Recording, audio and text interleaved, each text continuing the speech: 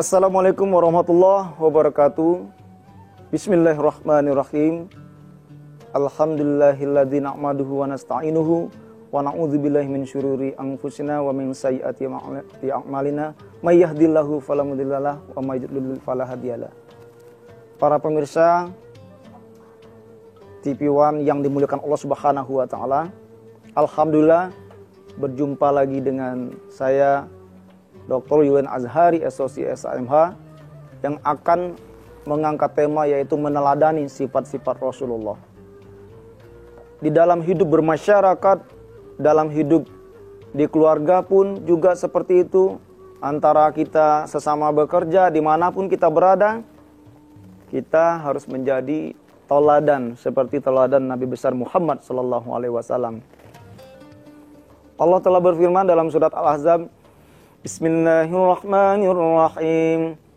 Laqad kana lakum fi Rasulillahi uswatun hasanatun liman kana yarjullaha wal yawmal akhir wa dzakarallaha katsira. Bahwa di sana telah tersimpan suri teladan yang baik pada diri Rasulullah Nabi Muhammad SAW, yang merupakan suri teladan kita ini.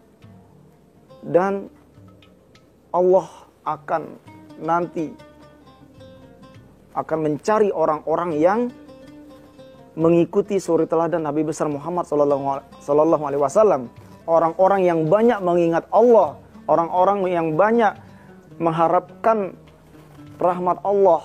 Nah, ini nanti akan menjadikan segala sesuatu di muka bumi ini kita menjadi teladan di hadapan Allah Subhanahu wa taala. Rasulullah itu adalah seorang yang bijaksana. Bijaksana dalam arti kehidupan dia di masyarakat. Rasulullah itu pandai menerima perbedaan. Contoh, Rasulullah juga berteman sama orang-orang yang non-Islam. Terutama ini dalam kegiatan duniawi, dunia perdagangan, perekonomian. Rasulullah sangat menghargai orang yang di sekitar dia, walaupun itu berbeda keyakinan.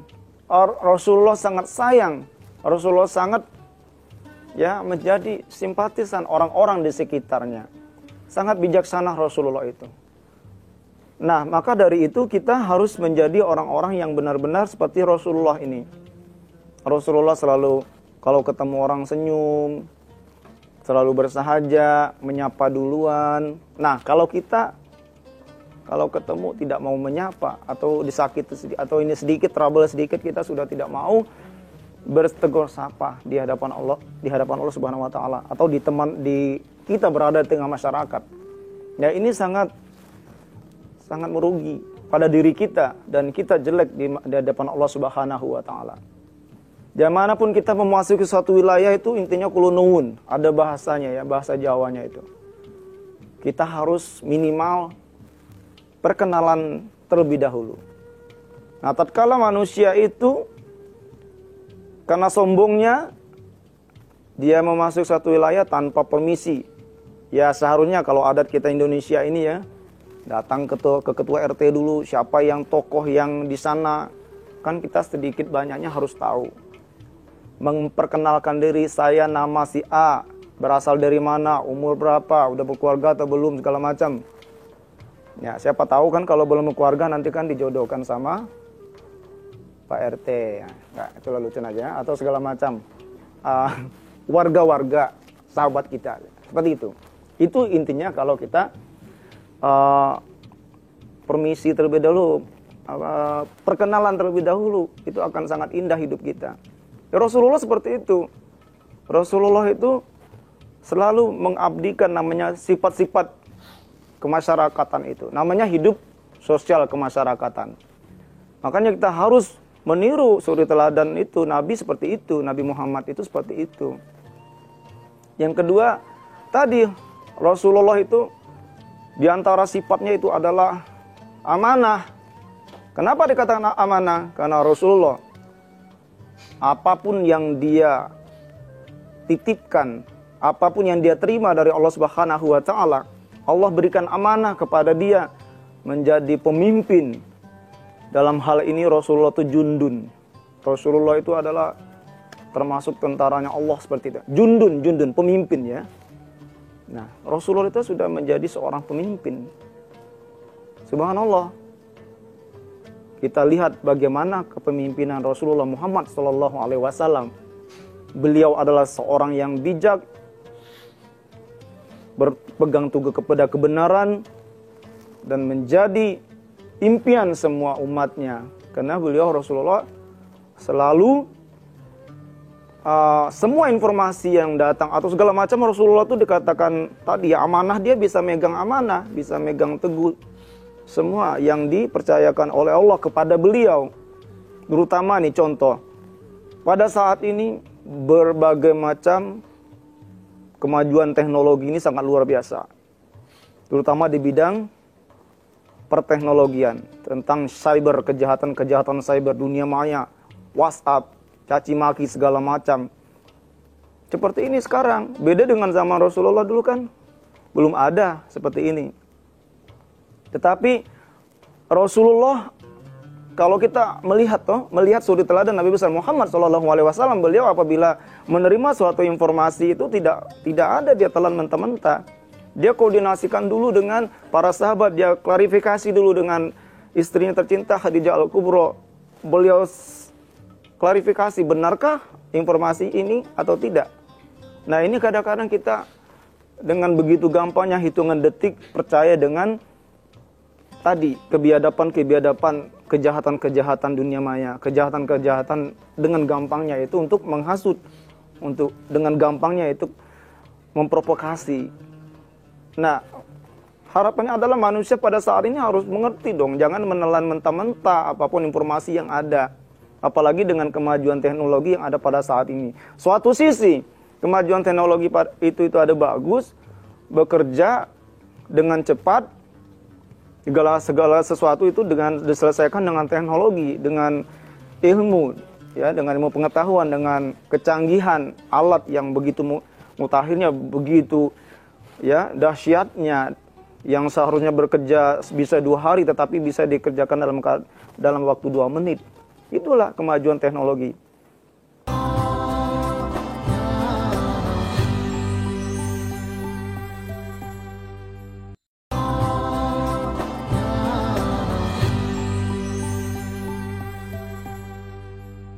Ya, tetapi kita itu harus bisa memposisikan diri kita. Jangan mau kita kemakan, kita terlena, terbuai dengan kemajuan teknologi ini, jadi menjerumuskan diri kita, keluarga kita, dan negara kita sekalipun. Apa contohnya lagi? Banyak dengan adanya kemajuan teknologi, dengan selain tadi provokator, anak-anak di usia dini, mereka melihat, mengkonsumsi tontonan ya, yang harus itu ditonton oleh yang ya sebenarnya tidak layak semua umur, misalnya ya, tontonan-tontonan yang porno. Nah, ini kadang-kadang dikonsumsi orang anak balita. Ya, ini kemajuan teknologi. Pada saat itu kan belum ada seperti ini. Nah, kita harus bisa.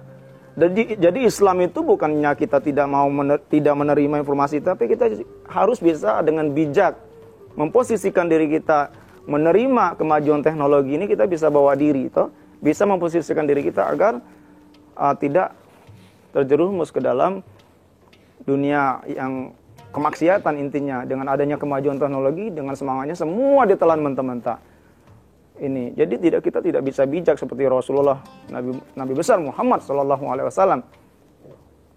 Beliau segala sesuatu itu selalu dikomunikasikan dulu, dimusyawarahkan dulu untuk kebenaran informasi, supaya kita tidak terjerumus kepada perbuatan-perbuatan yang memecah belah seperti itu, atau tadi konsumsi informasi-informasi yang tidak benar. Tadi yang dikonsumsi oleh anak kecil, balita, atau dia belum dewasa tetapi sudah melihat segala sesuatu dengan. Nah, ada satu sisi positifnya dengan kemajuan teknologi ini, dimanfaatkan dengan baik-baik, seperti keilmuan yang dulunya harus kita menempuh jalan yang jauh, panjang, dan waktu berjam-jam, mungkin sehari, tetapi bisa dilaksanakan secara Zoom, seperti dunia perdosenan. Ya, kita mengajar, jadi guru dan seterusnya bisa melalui Zoom. Nah, inilah tadi kemajuan teknologi. Jadi harus bijak kita menanggapinya.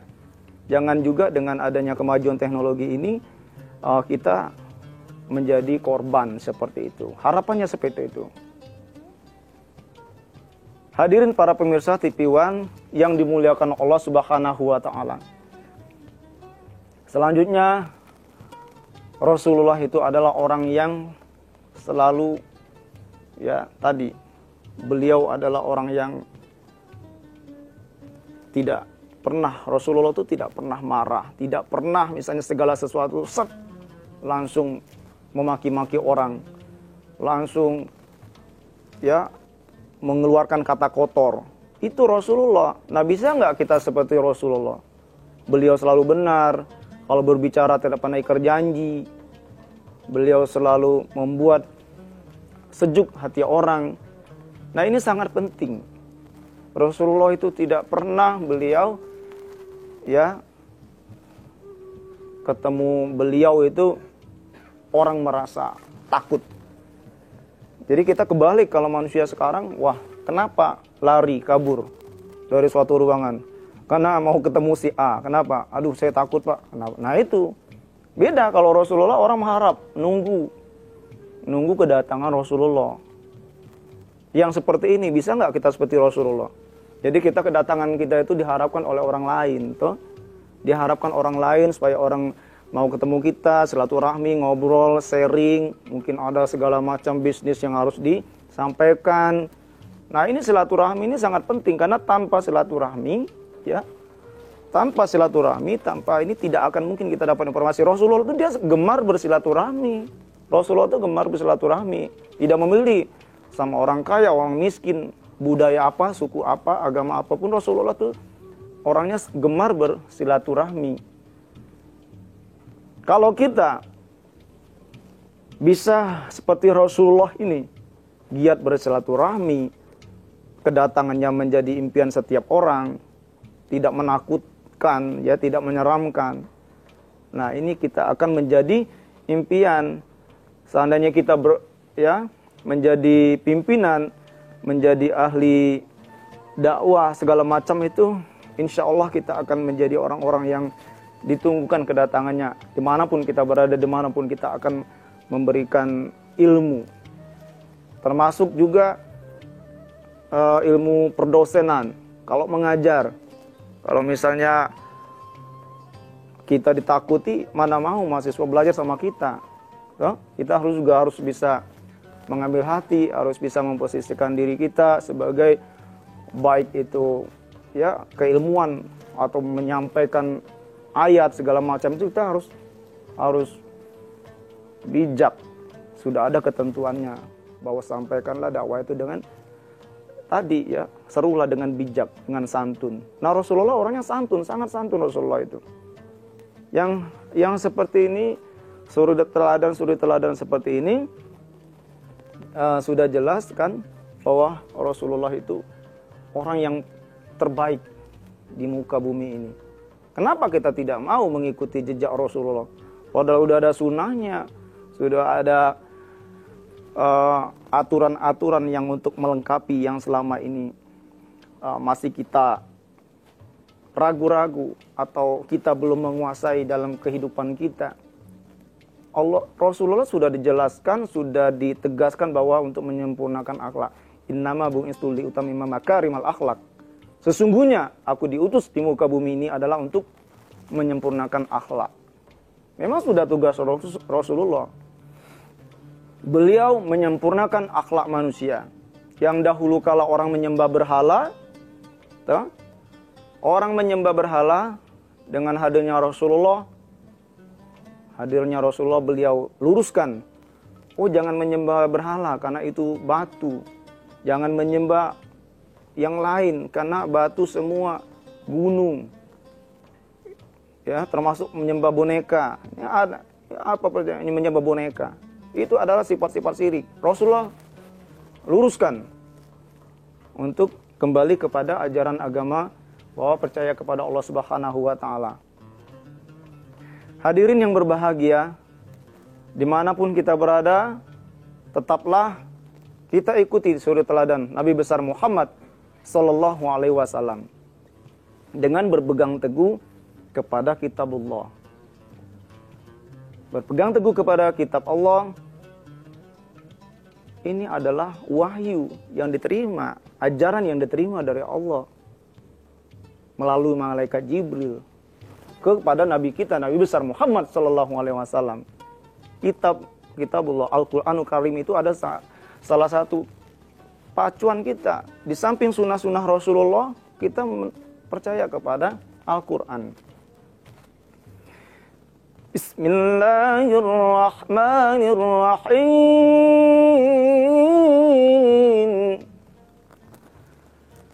Dzalikal kitabu la raiba fihi hudan lil muttaqin.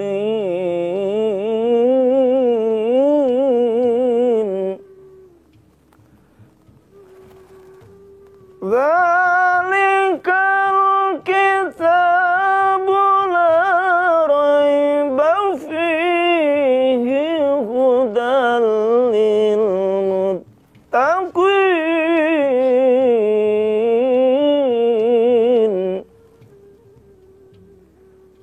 Bahwa tidak ada keraguan kepada kitabullah Al-Quranul Karim sebagai petunjuk bagi umat manusia agar kamu menjadi orang yang bertakwa. Jadi makna ayat ini sangat penting. Karena kita jangan ragu-ragu. Kenapa kita harus tidak percaya kepada Al-Quran? Karena Rasulullah itu sangat beriman kepada Al-Quran. Satu-satunya senjata itu Rasulullah bisa sukses di dalam dia hidup di muka bumi ini. Rasulullah benar-benar memegang teguh Al-Quranul Karim sebagai pegangan hidup, pedoman hidup beliau di muka bumi ini. Sehingga adanya kita, agama Islam yang kafah di muka bumi ini, beliau berpegang teguh pada salah satunya itu adalah kitab Allah, Al-Quranul Karim.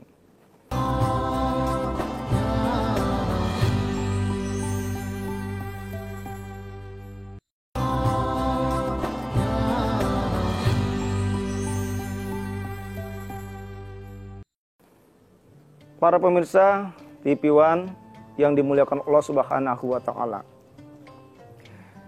kita harus banyak lagi mempraktekkan kehidupan kita di masyarakat apa yang dilakukan oleh Rasulullah. Rasulullah itu tidak melakukan judi, tidak melakukan zina. Wala taqrabu zina innahu kana fahisyatan wa sa'a sabila. Ya, itu Rasulullah sangat menjauhi perbuatan-perbuatan itu. Bahwa perbuatan zina itu adalah perbuatan yang keji, yang sangat buruk. Rasulullah tidak melakukan minuman keras. Rasulullah tidak melakukan riba. Ini Rasulullah tidak mau. Rentenir. Ini perbuatan-perbuatan yang keji. Rasulullah sangat mengharamkan itu perbuatan riba. Nah, sekarang banyak sekali umat manusia yang melakukan perbuatan-perbuatan riba, membunga-bungakan uang. Ya. Banyak sekali pada saat ini. Na'udzubillah min dzalik. Rasulullah tidak mau karena mengkhianati saudaranya sendiri seperti itu. Orang yang sudah butuh, enggak punya uang, dikasih uang, mangap, tetapi kembalinya bisa 10 kali lipat. Ya bukan menolong namanya, itu namanya menyiksa. Jadi Rasulullah itu tidak mau menyiksa saudaranya sendiri. Selanjutnya, Rasulullah itu adalah sangat benci sama orang yang ingkar janji. Orang yang dikala berkata selalu munafik ya, ingkar janji, bohong intinya. Nah itu Rasulullah tidak suka. Dan ikut ini perbuatan Rasulullah itu amanah, selalu saling percaya, terus bersahaja kepada semua orang, nggak memilih orang miskin kaya, mau suku apapun Rasulullah selalu bersahabat, selalu menjadi inspirasi semua orang. Rasulullah juga beliau membenci minuman keras, beliau membenci perbuatan-perbuatan tadi ya, syirik. Beliau membenci perbuatan-perbuatan riba, rentenir dan seterusnya. Kenapa? karena ini adalah perbuatan-perbuatan yang merugikan diri kita sendiri, keluarga kita, dan bangsa kita. Apabila diri kita ini sudah disibukkan dengan kegiatan-kegiatan yang sehari-harinya kita mengkonsumsi ya obat-obat terlarang. Nah, ini buat generasi milenial yang ada pada saat ini tuh, kita harus menjauhi sifat-sifat ini. Karena perbuatan-perbuatan ini adalah akan merusak syaraf kita, akan merugikan diri kita. Boro-boro kita akan memikirkan masa depan tuh. Kalau kita mengkonsumsi miras, minuman, kalau kita mengkonsumsi obat-obatan, jelas karena saraf kita sudah rusak, kita sudah dihinggapi. Ini kita itu zat dalam tubuh kita itu sudah ada yang di luar di luar logika lah kasarnya. Khairul umuri sautuha, sebaik-baik urusan itu adalah yang pertengahan. Jadi kalau miras terus mengkonsumsi obat-obat yang terlarang, ini generasi muda nanti akan hancur. Jangankan dia untuk berbuat baik, untuk menggapai masa depannya, untuk diri dia sendiri aja, untuk belajar aja sudah tidak mau. Pengennya selalu ketergantungan dengan obat. Ini Rasulullah, Homer itu sangat Rasulullah jauhkan, sangat Rasulullah hindari perbuatan yang seperti ini. Karena Rasulullah tahu bahwa ini nanti akan merugikan umat di muka bumi ini untuk selama dia di muka bumi ini. Dan ini perbuatan ini harus dihindari dan akan merugikan semua umat di muka bumi ini, generasi muda, anak-anak, dan semuanya. Jadi hancurlah segala sesuatu. Negara itu akan hancur apabila negara itu sibuk dengan mengkonsumsi narkoba. Ya, ini perbuatan-perbuatan yang sangat dilaknat oleh Allah Subhanahu wa taala. Maka dari itu para hadirin pemirsa TV One yang berbahagia, marilah kita menjadi umat yang mengikuti jejak-jejak Rasulullah, mengikuti semua suri teladan Nabi besar Muhammad SAW. Beliau seorang yang bersahaja, seorang yang santun, tidak pernah ikrar janji, tidak pernah berbohong toh. Rasulullah seorang yang sabar, fatona amanah, selalu berkata dengan benar dan seterusnya, bijaksana, sehingga beliau banyak yang mengikuti karisma Rasulullah sampai pada saat ini. Semua orang mengagungkan bagaimana sifat-sifat suri teladan Nabi besar Muhammad SAW. Terbukti kita di mana-mana kan ada acara peringatan kelahiran Nabi besar Muhammad SAW. Disitulah momennya nanti mengingat perilaku dan suri teladan Nabi besar Muhammad SAW pada saat kita memperingati Maulid itu ya, kelahiran Nabi besar itu. Gunanya yaitu supaya kita mengingat, oh begini loh sifat Rasulullah itu, beliaunya orangnya yang harus kita tiru dalam kehidupan sehari-hari, sehingga kita ke depan menjadi manusia yang lebih baik sesuai dengan koridor, mengikuti tingkah laku sikap Nabi besar Muhammad SAW dan berpegang teguh kepada Al-Quran dan hadis. Barakallah. Wassalamualaikum warahmatullahi wabarakatuh.